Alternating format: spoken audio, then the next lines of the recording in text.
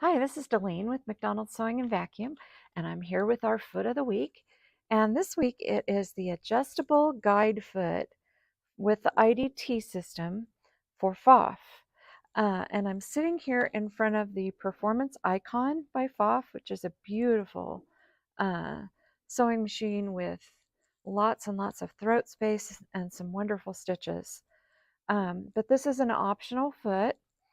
And you can use this foot for any stitch that calls for the 0A foot, which is what I have on the machine right now.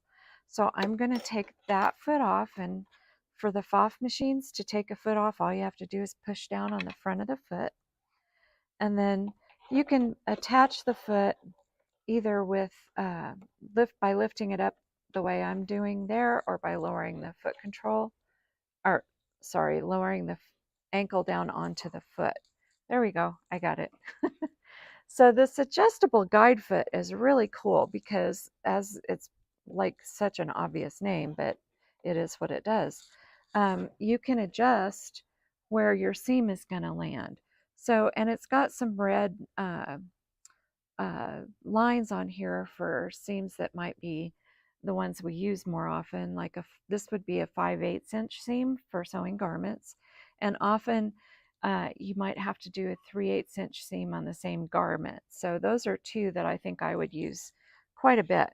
So all you have to do is get your fabric lined up and ready to sew, and then I'm going to lower my foot just to make sure that I've got it lined up with the gray guide here, and start sewing.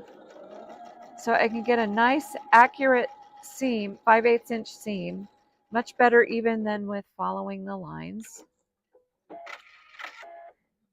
And I brought out one of my rulers, my little Creative Grids ruler, to just show you how accurate it is. And there we go, it's right on the 5/8 inch seam line.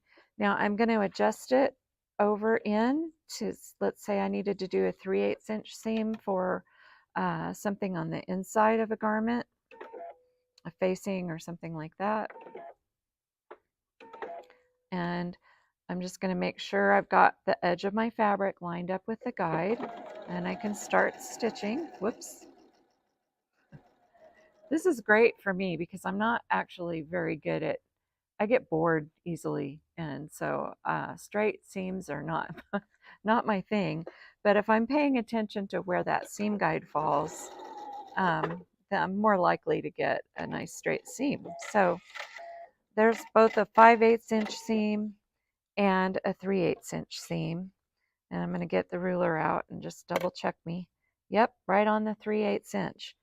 Another thing that this foot is good for is top stitching.